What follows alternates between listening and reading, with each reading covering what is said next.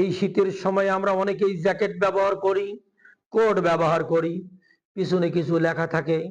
এই লেখাগুলি সামনের মুসল্লি যখন দাঁড়ায়, পিছনের মুসল্লি যখন পিছনের লেখাগুলি দেখে, তখন তার সালাতের একাগ্রতা অর্থাৎ খুজু নষ্ট হয়।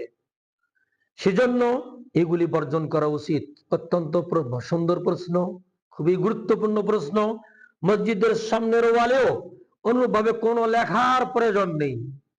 ঠিক জায়নামাজগুলিও এমন চাকচিক্যময় হওয়া উচিত হবে না যেদিকে মুসল্লির মন আকর্ষণ করে সালাত বিনষ্ট হওয়ার মতো, বিনষ্ট হওয়ার উপক্রম হয়।